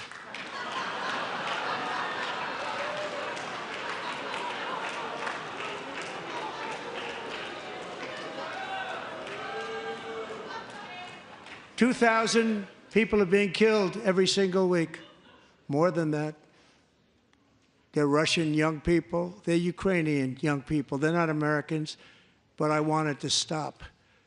Meanwhile, Europe has sadly spent more money buying Russian oil and gas than they have spent on defending Ukraine, by far. Think of that. They've spent more buying Russian oil and gas than they have defending. And we've spent perhaps $350 billion, like taking candy from a baby. That's what happened. And they've spent $100 billion. What a difference that is. And we have an ocean separating us, and they don't. But we're getting along very well with them, and lots of good things are happening. Biden has authorized more money in this fight than Europe has spent, by billions and billions of dollars. It's hard to believe that they wouldn't have stopped it and said at some point, come on, let's equalize. You got to be equal to us. But that didn't happen. Earlier today, I received an important letter from President Zelensky of Ukraine. The letter reads, Ukraine is ready to come to the negotiating table as soon as possible to bring lasting peace closer. Nobody wants peace more than the Ukrainians, he said. My team and I stand ready to work under President Trump's strong leadership to get a peace that lasts. We do really value how much America has done to help Ukraine maintain its sovereignty and independence. Regarding the agreement on minerals and security, Ukraine is ready to sign it at any time that is convenient for you. I appreciate that he sent this letter, just got it a little while ago. Simultaneously, we've had serious discussions with Russia and have received strong signals that they are ready for peace. Wouldn't that be beautiful? Wouldn't that be beautiful?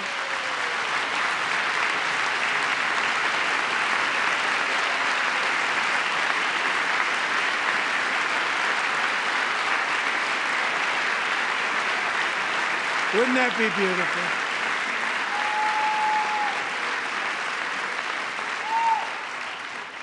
It's time to stop this madness. It's time to halt the killing. It's time to end this senseless war. If you want to end wars, you have to talk to both sides. Nearly 4 years ago, amid rising tensions, a history teacher named Mark Fogel was detained in Russia and sentenced to 14 years in a penal colony. Rough stuff. The previous administration barely lifted a finger to help him. They knew he was innocent, but they had no idea where to begin. But last summer, I promised his 95-year-old mother, Malphine, that we would bring her boy safely back home. After 22 days in office, I did just that, and they are here tonight.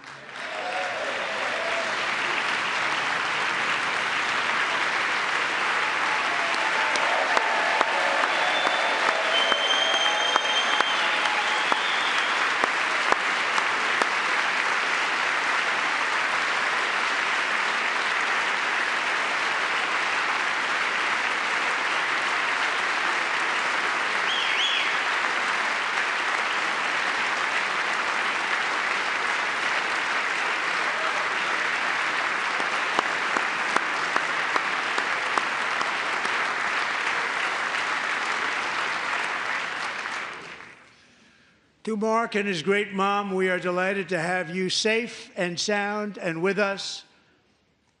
As fate would have it, Mark Fogel was born in a small rural town in Butler, Pennsylvania. Have you heard of it? Where his mother has lived for the past 78 years. I just happened to go there last July 13th for a rally. That was not pleasant. And that is where I met his beautiful mom right before I walked onto that stage. And I told her I would not forget what she said about her son. And I never did I? Never forgot. Less than 10 minutes later, at that same rally, gunfire rang out, and a sick and deranged assassin unloaded 8 bullets from his sniper's perch into a crowd of many thousands of people. My life was saved by a fraction of an inch, but some were not so lucky. Corey Comparator was a firefighter, a veteran, a Christian, a husband, a devoted father, and above all, a protector. When the sound of gunshots pierced the air, it was a horrible sound. Corey knew instantly what it was and what to do. He threw himself on top of his wife and daughters and shielded them from the bullets with his own body. Corey was hit really hard. You know the story from there. He sacrificed his life to save theirs. 2 others, very fine people, were also seriously hit. But thankfully, with the help of 2 great country doctors, we thought they were gone, and they were saved. So those doctors had great talent.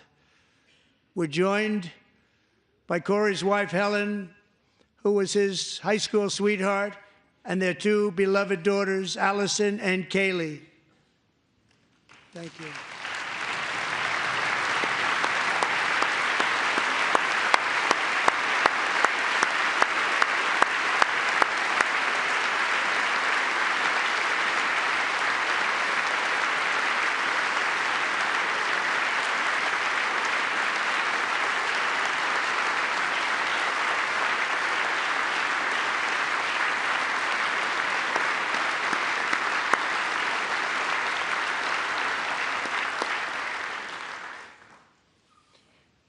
To Helen, Allison, and Kaylee, Corey is looking down on his 3 beautiful ladies right now, and he is cheering you on. He loves you.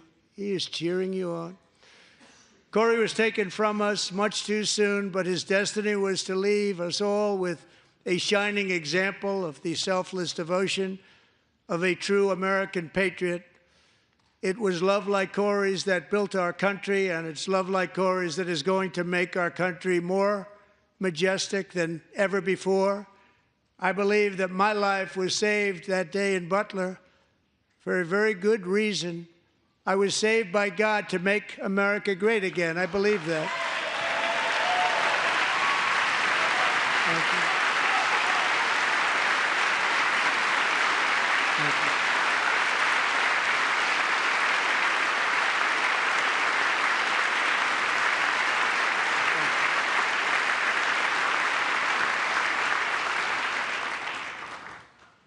Thank you very much. From the patriots of Lexington and Concord to the heroes of Gettysburg and Normandy, from the warriors who crossed the Delaware to the trailblazers who climbed the Rockies, and from the legends who soared at Kitty Hawk to the astronauts who touched the moon, Americans have always been the people who defied all odds, transcended all dangers, made the most extraordinary sacrifices, and did whatever it took to defend our children, our country, and our freedom. And as we have seen in this chamber tonight, that same strength, faith, love, and spirit is still alive and thriving in the hearts of the American people.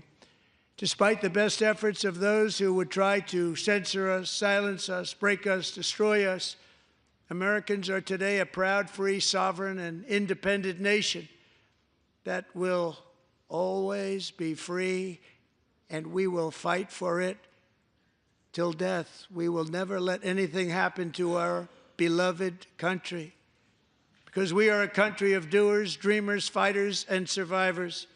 Our ancestors crossed a vast ocean, strode into the unknown wilderness, and carved their fortunes from the rock and soil of a perilous and very dangerous frontier. They chased our destiny across a boundless continent. They built the railroads, laid the highways, and graced the world with American marvels like the Empire State Building, the mighty Hoover Dam, and the towering Golden Gate Bridge. They lit the world with electricity, broke free of the force of gravity, fired up the engines of American industry, vanquished the communists, fascists, and Marxists all over the world, and gave us countless modern wonders sculptured out of iron, glass, and steel. We stand on the shoulders of these pioneers who won and built the modern age, these workers who poured their sweat into the skylines of our cities, these warriors who shed their blood on fields of battle and gave everything they had for our rights and for our freedom. Now it is our time to take up the righteous cause of American liberty. And it is our turn to take America's destiny into our own hands and begin the most thrilling days in the history of our country. This will be our greatest era. With God's help, over the next 4 years, we are going to lead this nation even higher, and we are going to forge the freest, most advanced, most dynamic, and most dominant civilization ever to exist on the face of this earth. We are going to create the highest quality of life, build the safest and wealthiest and healthiest and most vital communities anywhere in the world. We are going to conquer the vast frontiers of science, and we're going to lead humanity into space and plant the American flag on the planet Mars and even far beyond.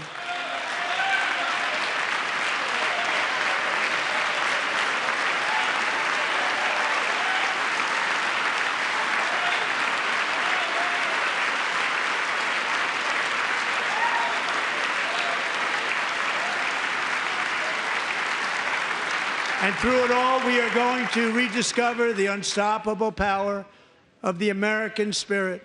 And we are going to renew unlimited promise of the American dream.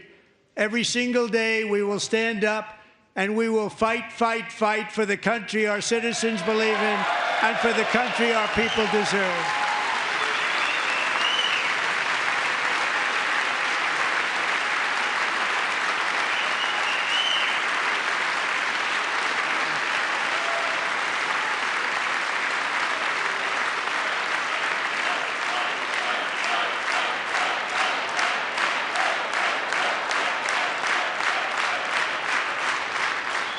My fellow Americans, get ready for an incredible future, because the golden age of America has only just begun.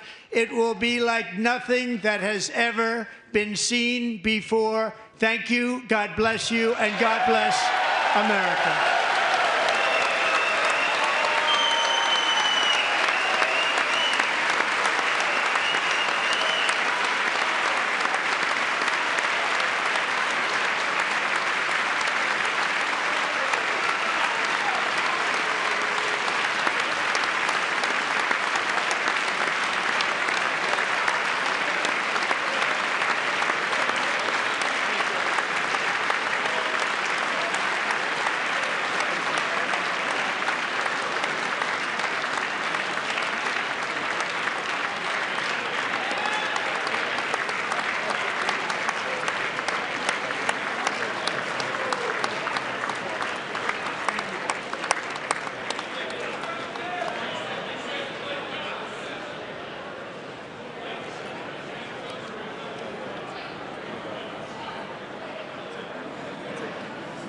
Thank you very much. Great job. Thank you.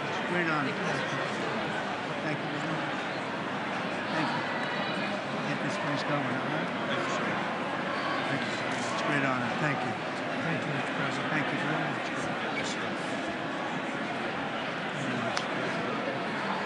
Thank you very much. Appreciate it.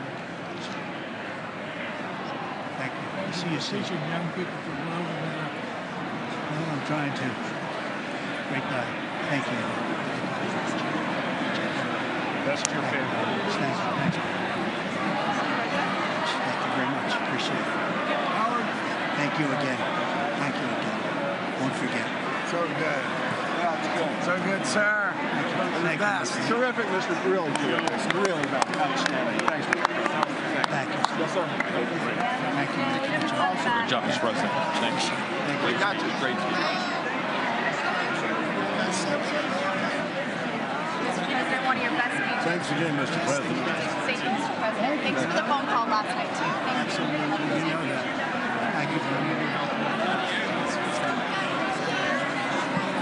I'll do it. Just give me the information. I'm not going to give you. Sorry. Thank you, everybody. Great speech. Great speech. Thank you. Best speech ever.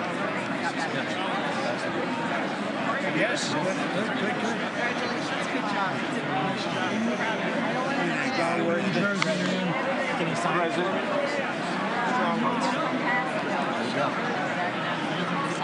President Roger Williams, thanks for the call. I love Roger Williams. Thank you. You don't have to introduce yourself. Thank you, sir. Mr. President. I know you better than you do, Roger. Thank you so much. My great baseball player. America Good is- job. Great job you're doing. America is back. Thank you so much, Welcome you Mr. back in President. Pennsylvania anytime, sir. They stood for. Thank you all. They stood for another country, not our country. That was phenomenal. It's hard to believe, isn't it? That was fantastic, sir. That was Thank you very much. Thank you.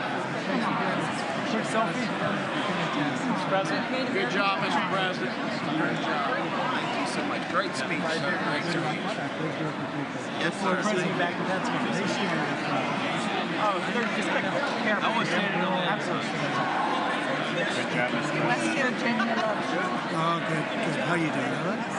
Did you get a chance to shake his hand earlier? Do you want me to get a picture of you shaking his hand or anything? You're good. Thank you very much.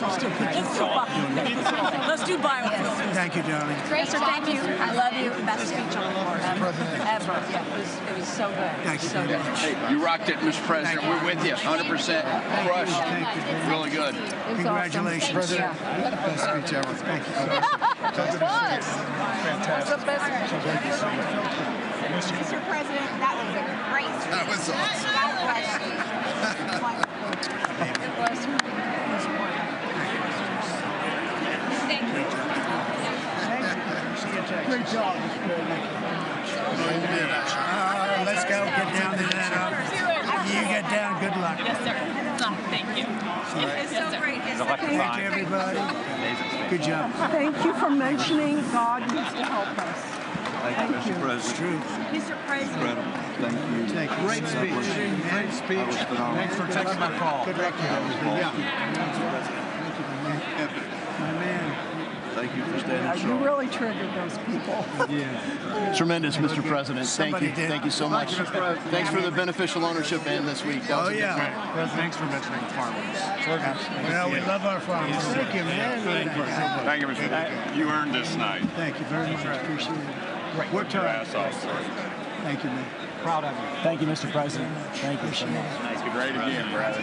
Thank you. Good for us being here. I did indeed. You better believe it. Very well I did a done, good sir. endorsement. President, home run. Thank you very much. You killed it. Thank you, Mr. President. Thank you, everybody. You did great. Thank you. Good job. Thank Hey, you. great to see you. Slam dunk. You're doing good. Thank you, sir. You did amazing, per usual. Thank you. I'll see you. Thank you. Yes, sir. Thank you. Say cheese. Thank you. Love you, Mr. President. Yes. Thank you, everybody. Look at this beautiful. New congressman from Eastern Washington. We've never met. Oh, Michael that's Baumgartner. great. I was one of Mike Leach's best friends. Oh, that's He thinks good. very Oh, highly of Mike you. was- oh, he was terrific. tremendous. He was a great guy. Great What a speech. great- Great. Thank you. Thank you very much. Mr. Jr., you did a great job. Thank you very much. Home run, Mr. Yeah, President. right, yeah. Home run. Home run. That was a good one. President, good to see you, sir. Appreciate it. Good job. job. Thank you very much. Looking good. Look at him. I need to talk to you about some buildings, some public buildings. You let me know. I will. Thank you, sir. Mr. President. Gus, crazy.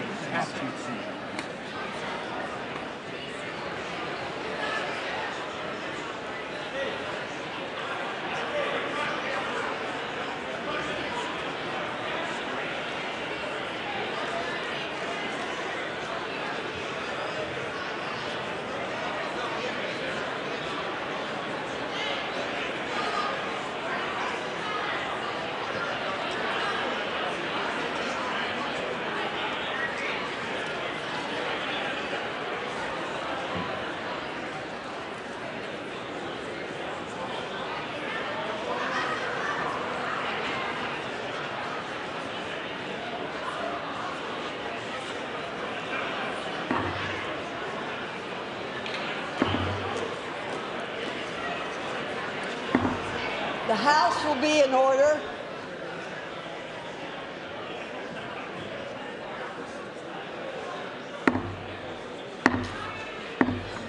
The House will be in order. For what purpose does the gentleman from Louisiana seek recognition? Speaker, I move that the message of the President be referred to the Committee of the Whole House on the State of the Union and ordered printed.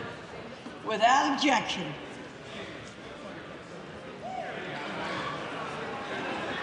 Does it?